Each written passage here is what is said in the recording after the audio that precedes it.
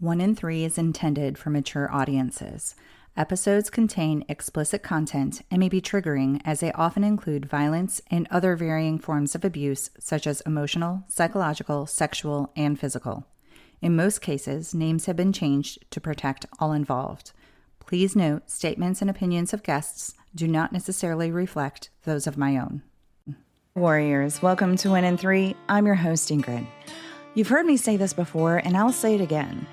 No matter the education a domestic violence advocate has, no matter the degrees held by professionals in the field, no matter the hours poured in by legal teams or therapists trained in domestic violence, and despite all the data, all the research, and all the statistics, there is one person who knows the truth better than anyone. One person who can most accurately predict whether an abuser is truly dangerous. And that person is the victim.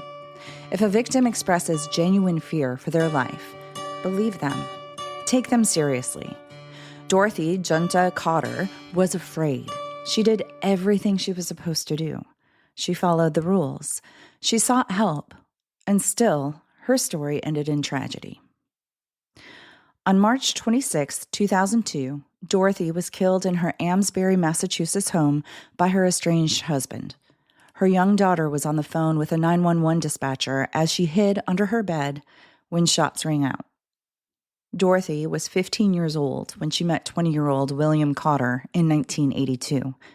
The abuse began with a black eye and progressed into 20 years of ongoing assault. Dorothy was a cheerleading coach, while William coached football and worked as a cable repairman.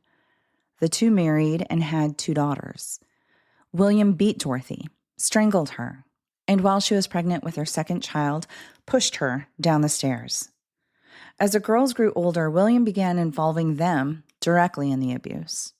When the younger daughter was just 11 years old, he sat on her chest, restricting her ability to breathe.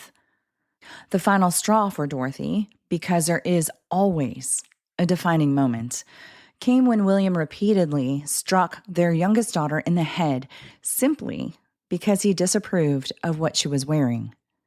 That was when Dorothy made the decision to flee, taking her youngest daughter with her. Her older daughter, then 17 years, chose to stay behind so she could finish high school. Fearing that William would track them down if they remained in Massachusetts, Dorothy drove to Maine. Once there, she tried to file for a restraining order, but was told the judge did not have jurisdiction to grant one.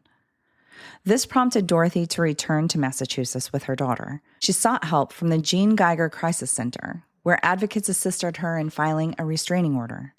They also offered her and the girls a safe room to stay in, but Dorothy declined, saying that if she was going to die, she'd rather do it in her own home. Respecting her decision, the center instead changed the locks on her house and provided cell phones to her and her daughters for emergency use. In response to the restraining order, William moved out. 40 to 50% of offenders will violate their restraining order, as did William. 10 days after receiving his, he hid in Dorothy's garage, grabbing her as she attempted to leave for an interview. Hearing a struggle, their youngest daughter ran to the garage. She stood there until William finally left 2.5 hours later. Dorothy filed a police report the following day. On March 21st, 2002, a warrant was issued for William Cotter's arrest. He appeared voluntarily at the Newburyport District Court with his attorney. Despite the severity of his allegations, the judge noted that his prior record consisted only of traffic violations and bad checks. So he released him on just $500 bail. 1 out of 3 women will be killed within a month of filing a protective order. 5 days after his release, William arrived to Dorothy's home. Their oldest daughter was at a friend's house. The youngest was shoved aside by William as she opened the door. Armed with ammunition, pepper spray, and a sawed-off shotgun, he broke down Dorothy's bedroom door. Their daughter ran to call a neighbor who contacted 911. The police arrived in just minutes. The 911 dispatcher called the home to verify arrival of law enforcement. I listened to the recording of the call in which William warns the police not to enter the home. He promised violence if they did. And sure enough, he shot Dorothy as police kicked in the door, then turned the gun on himself. This story illustrates, even when each party is doing its best and offering support within its capacity, tragedy can still occur in the absence of true collaboration. The domestic violence agency must maintain open communication with the police department, and judges need to be fully informed of the case's background and severity before making decisions such as granting bail. That's what Kelly Dunn, associate director of the Jean Geiger Crisis Center, believed. She vowed that Dorothy's tragic death would not be in vain. Dunn partnered with domestic violence expert Jacqueline Campbell, who had developed a danger assessment tool still widely used by domestic violence professionals today. Dunn integrated this tool into the Greater Newburyport High Risk Response Team, which she established in 2005. The team brought together advocates from various agencies, hospital liaisons, and police departments to collaboratively assess and respond accordingly. When an abuser was identified as high risk, law enforcement increased their monitoring efforts.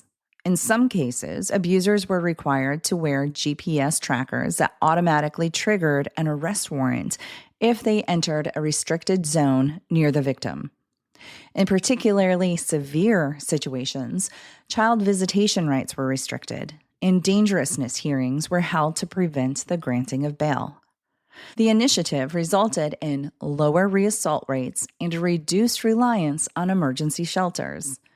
In addition, more offenders were held in jail until their hearing, more were found guilty, and less cases were dismissed. Great news, right? But that doesn't mean the work is done, and it certainly doesn't mean you can rely on others to always have your best interests at heart. Just like in any profession, whether it's attorneys, judges, or medical providers, there are both good and bad actors. That's why it's critical that you become your own advocate. Just as you would seek second opinions for medical care or compare estimates for home or auto repairs, you must be just as proactive when it comes to your safety and legal rights. Seek out trusted resources, your local domestic violence shelter or agency, the National Coalition Against Domestic Violence, or the National Domestic Violence Hotline. These organizations are here to help support and guide you. Most importantly, educate yourself, know your rights, know your laws, and never be afraid to speak up for yourself. Before I wrap up this episode, I want to share an overview of the danger assessment developed by Jacqueline Campbell. Please note, this is just a summary. The full assessment includes more detailed questions and context. I also want to stress, if you complete the questionnaire and receive a low score, that does not necessarily mean you are safe or not at risk. Always trust your instincts. If you feel unsafe or have concerns, seek help immediately. So here are the 20 questions where you are to mark yes or no. So number 1, has the physical violence increased in severity or frequency over the past year? Number 2, does he own a gun? 3, have you left him after living together during the past year? 4, is he unemployed? 5, has he ever used a weapon against you or threatened you with a lethal weapon? If yes, was the weapon a gun? 6, does he threaten to kill you? 7, has he avoided being arrested for domestic violence? 8, do you have a child that is not his? 9, has he ever forced you to have sex when you did not wish to do so? 10, does he ever try to choke you? 11, does he use illegal drugs? And by illegal drugs, that means uppers or amphetamines, meth, speed, angel dust, cocaine, crack, street drugs, or mixtures. 12, is he an alcoholic or a problem drinker? 13, does he control most or all of your daily activities? For instance, Does he tell you who you can be friends with, when you can see your family, how much money you can use, or when you can take the car? Number 14, is he violently and constantly jealous of you? For instance, does he say, if I can't have you, no one can? 15, have you ever been beaten by him while you were pregnant? 16, has he ever threatened or tried to commit suicide? 17, does he threaten to harm your children? 18, do you believe he is capable of killing you? 19, does he follow or spy on you, leave threatening notes or messages, destroy your property, or call you when you don't want him to? And 20, have you ever threatened or tried to commit suicide? Now, to score these results, you add up the number of yeses, and here's the following results. 0 to 7, be careful. Danger may increase very quickly. 8 to 13, danger is increased. Safety planning and increased monitoring is vital. 14 through 17, the victim is in severe danger, and actions are needed to protect his or her life. Over 18, the victim is in extreme danger. His or her life is at great risk, and assistance is needed now. Now remember, regardless of the score, trust your gut. An example of a gut feeling is this affidavit of Dorothy, which was on February 22nd, 2002. Quote, there have been so many occasions when he has hit me, punched me, and pushed me. He has also threatened to kill me several times.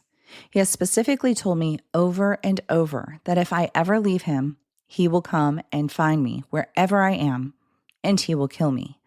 I felt my only option for safety was to leave him.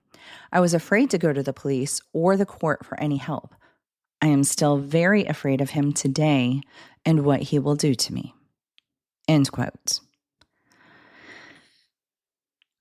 I want to be on the other side, the side that's making change before tragedy strikes. We need to stop reacting to loss and start playing a little offense. That means identifying where our gaps are now before more lives are put at risk.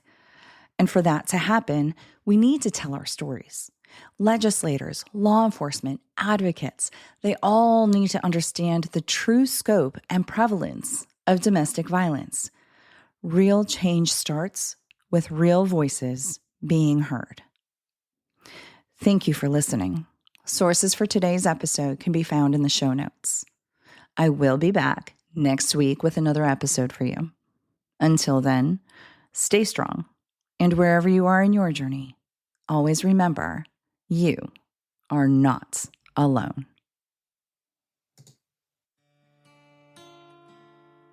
Find more information, register as a guest, or leave a review by going to the website 1in3podcast.com. That's the number 1, IN, the number 3, podcast.com. Follow 1in3 on Instagram, Facebook, and Twitter at 1in3podcast. To help me out, please remember to rate, review, and subscribe. 1in3 is a .5 Pinoy production. Music written and performed by Tim Crow.